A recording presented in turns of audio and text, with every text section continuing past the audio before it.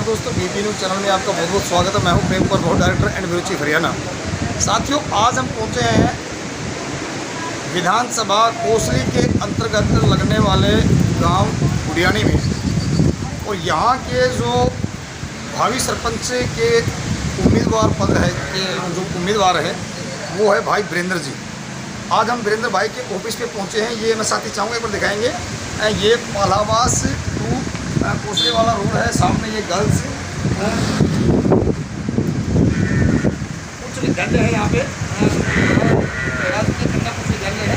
इसके बिल्कुल अपोजिट भाई वीरेंद्र जी के ऑफिस है। यहाँ से हम आपको रूबरू कराएंगे आज भाई वीरेंद्र जी से। वगैरह होगा तो वो फोन वगैरह से निकल के स्टेडियम में जाएंगे। अभी तो स्कूल से आए फोन में, फिर स्कूल फिर फोन, यही चल रहा है। स्टेडियम होगा तो बाहर जाएंगे, खेल लेंगे, कूदेंगे, आगे भी बढ़ेंगे। तो इसमें बाबा साहब डॉक्टर बी.आर. अम्बेडकर का स्मारक बनाने के लिए आप पहल करेंगे? बिल्कुल, ये सरकार से अपील करेंगे। सरकार जी स्टेडियम का निर्माण करेंगे, और स्टेडियम जो बनेगा उसका। एक आपके क्षेत्र में जो लाइब्रेरी नहीं है, यदि कोई बच्चा स्टडी करना चाहता है, कोई यूपीएससी की तैयारी कर रहा है या एसएससी की तैयारी कर रहा है या आईएएस की तैयारी कर रहा है, और उसे कोई किताब लेनी हो और हो सकता है वो अफोर्ड नहीं कर सकता उस चीज़ को, तो इस प्रकार की लाइब्रेरी क्या होनी नहीं चाहिए आपके गांव में लाइब्रेरी होनी चाहिए। तो इस पर आप काम करेंगे? बिल्कुल काम करेंगे इस चीज़ पे। तो धन्यवाद वीरेंद्र जी, आप हमारे चैनल के साथ में जुड़े।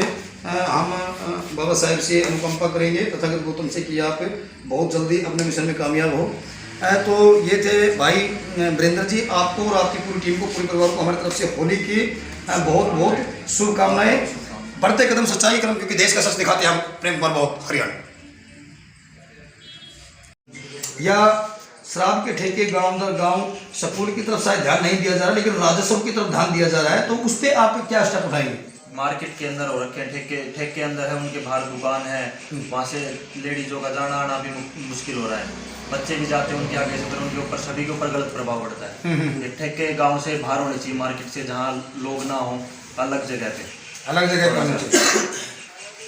और वीरेंद्र जी, ऐसा पिछले 60-65 साल से ऐसा कौन सा काम है जो नहीं हुआ, जिसको आप लोग चाहते हैं कि वो काम होना चाहिए? गरीब तबके को ऊपर उठाना। गरीब तबके को ऊपर उठाना।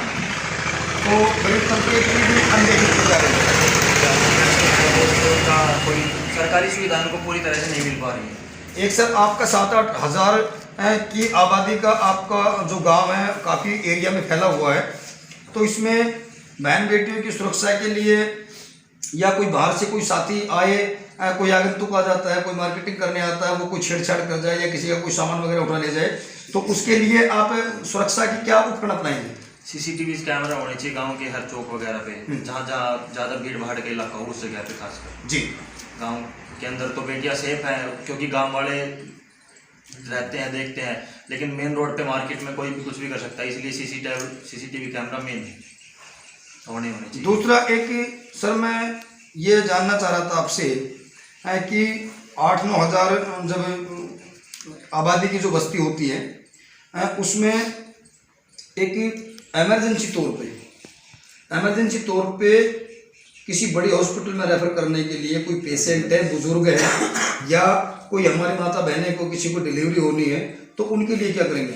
एम्बुलेंस की सुविधा होनी चाहिए। एम्बुलेंस की सुविधा होनी जो अभी तक नहीं है, तो ये आप लोग यदि बनते हैं तो आप ये करवाएंगे सेटलमेंट? ये गवर्नमेंट से बिल्कुल अपील करेंगे इस चीज़ के लिए कि होनी चाहिए एक एम्बुलेंस वगैरह, जो आपातकालीन किसी को जरूरत पड़ जाए तो उनके आराम से वो टाइम पे पहुंच सके, उनका बचाव हो सके। बिल्कुल। तो देखिए, ये वीरेंद्र भाई ने अपने एजेंडा रखा है एक तरह से, जो इनके दिल में दिमाग में जो बातें चल रही है कि जो काम अभी तक नहीं हुआ, यदि हम बने तो अपनी योजना में उस काम को हम कराना चाहेंगे। और सर, एक चीज़ और बताइए आप हमें, भारत का जो संविधान है वो पूरे विश्व विख्यात है। विश्व का सबसे लंबा चौड़ा लिखा हुआ लिखित में एक इतिहास है, और जिनको सिंबल ऑफ नॉलेज के नाम से जाना जाता है, विश्व रत्न के नाम से जिनको विदेशों में जाना जाता है, तो इतने बड़े उसमें जगह जगह शायद पत्थरों की 2-2, 3-3 पत्थरों की मूर्तियों के स्थल तो बना रखे हैं, लेकिन बाबा साहेब का मैंने शायद कोई स्मारक नहीं देखा आपके यहाँ। किसी की रुचि नहीं हो रही है ना, तभी शराब की तरफ खींचते जा रहे हैं बच्चों को अभी। तो अभी हम पहुंचे हैं यहाँ पे भाई वीरेंद्र भाई के ऑफिस में। ये मैं साथ ही चाहूँगा एक बार दिखाएंगे, ये बैनर लगा हुआ भाई का।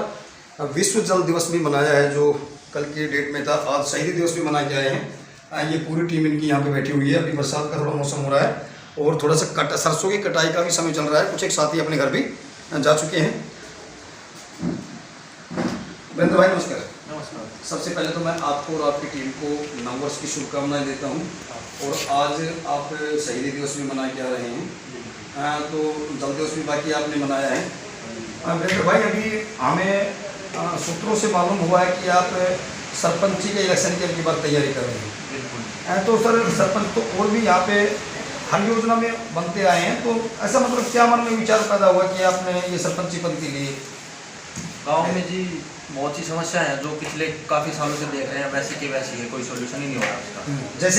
जैसे कि सब साफ सफाई, पीने का पानी, ना ही गांव में कोई स्टेडियम है, ना ही कोई सरकारी जिम वगैरह जिनका बजट नहीं है फीस पे करने का, वो भी एक्सरसाइज वगैरह कुछ भी कर सके, योगा वगैरह। 8-8.5 हज़ार आबादी का आपका गांव है, यहाँ पर स्टेडियम नहीं है? स्टेडियम नहीं है, कोई खेलने का पार्क तक नहीं है। शहीद हो रखे हैं उनकी एक भी शहीद के स्मारक वगैरह कुछ भी। एक आपके यहाँ पे हमने निकलते बढ़ते हुए देखा है, जो आपका जो बस स्टैंड है वो बस स्टैंड पे किसी यदि कोई यात्री खड़ा हो जाए, बारिश आ जाए तो कहाँ खड़ा होगा वो? बस स्टैंड की तो कोई जगह ही नहीं है, मार्केट के अंदर खड़ा होना पड़ता है। मार्केट के अंदर ही, दुकानों के बाहर, शॉप वगैरह के बाहर। और कोई ऐसा कोई जगह ही नहीं दे रखी जहाँ पे यात्री आए वो खड़े हो उसके बस रुके, बारिश से बच सके, कोई जगह नहीं है। और पानी की गांव में निकासी का क्या? पानी की निकासी है, एक है, उसमें भी बारिश अगर तेज आ जाए तो गलियों में पानी भर जाता है, निकलता ही नहीं है, कोई सोल्यूशन ही नहीं हो रहा है। एक जोड़ है, इसका अंडरग्राउंड नहीं हो रहा है, इतने दिन हो गए, काफ़ी सालों से देख रहे हैं हम तो, 15-20 साल हो चुके हैं इसको देखते, कोई सोल्यूशन ही नहीं हो रहा है। देखिए ये वीरेंद्र भाई का एक हार्टली जो वॉल्यूम है ना वो निकल के आ रहा है। ये एक दिली दर्द है, टीस है। कितनी एज होगी सर आपकी? 25। तो एक योजना को तो मैं नहीं कहूँगा, लेकिन 4 योजना तो आप देख ही चुकी हैं। बिल्कुल। 4 योजना से वो काम नहीं हुआ तो ये हरियाणा सरकार, भारत सरकार जो इतने जोर शोर से जो नारे लगाती है, अभी तो 10 साल से तो भारतीय जनता पार्टी का यहाँ पे वर्चस्व रहा है, तो क्यों नहीं हो रहा विकास का? ये तो कह रहे कि सबका साथ सबका विकास।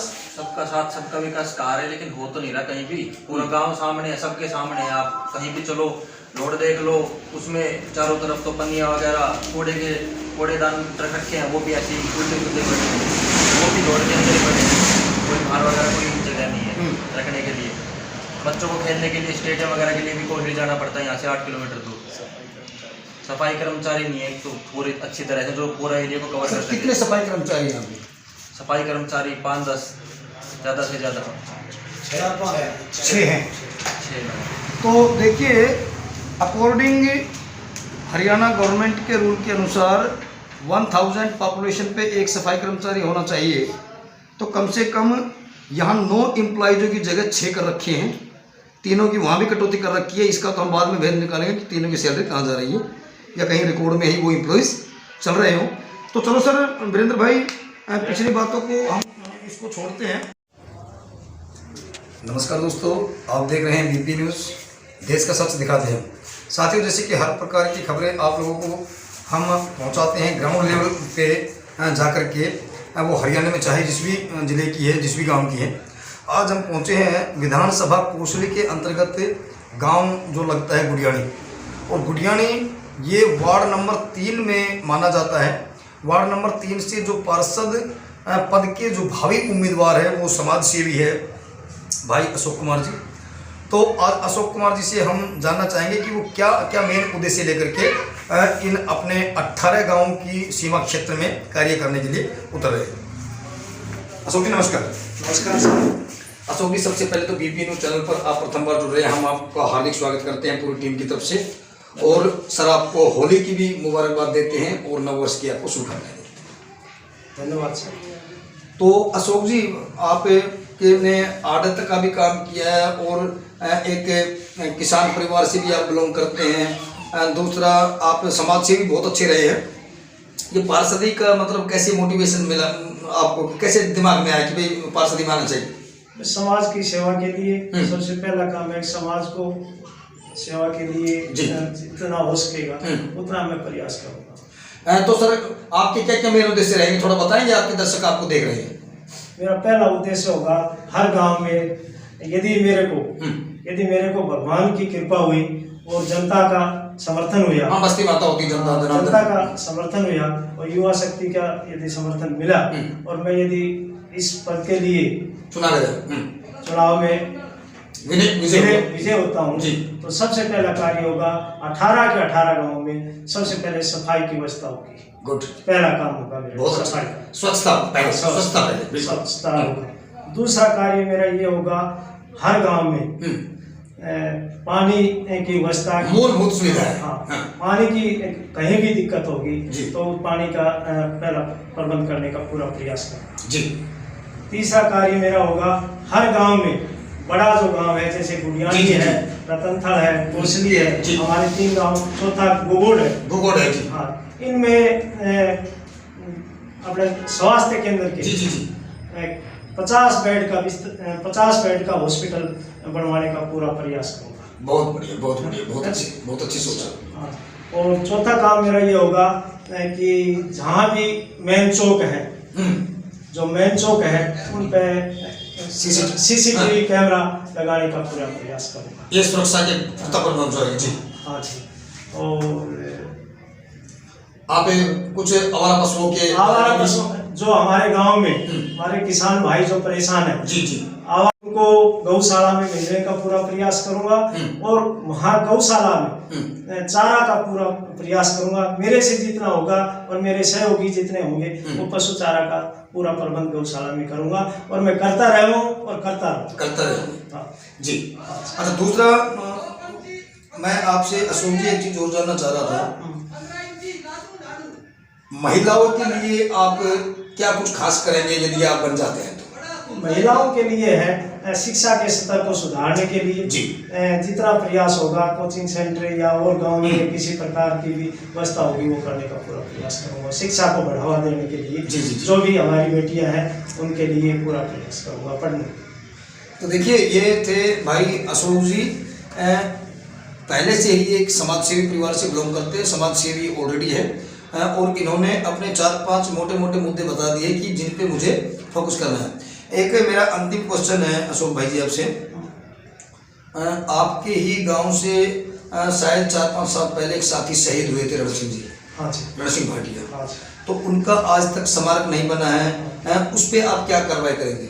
उस पर ऐसा है जी, यदि ग्राम पंचायत यदि जमीन देगी उसके लिए ग्राम पंचायत समिति तो उनका जो है स्मारक स्थल बनाने का पूरा प्रयास करेंगे। तो धन्यवाद अशोक जी, आप हमारे साथ में जुड़े। देखिए अशोक जी ने बड़ी मार्मिक भावना के साथ में अपना तथ्य रखा है सभी दर्शकों के सामने और इन्होंने कोई अभिमान वाली भी बात नहीं की, इन्होंने जनता जनार्दन पे छोड़ दिया। यदि जनता बस्ती माता का, जनता जनार्दन का यदि मुझ पर आशीर्वाद रहा और यदि मैं विजयी हुआ तो मैं केवल ये 5-7 मोटे काम है जो मैं कराने की कोशिश करूंगा। तो अशोक जी बहुत बहुत धन्यवाद आपका, आप भी के साथ में जुड़े। बढ़ते कदम सच्चाई कलम, क्योंकि देश का सच दिखाते हम। प्रेम पर बहुत हरियाणा।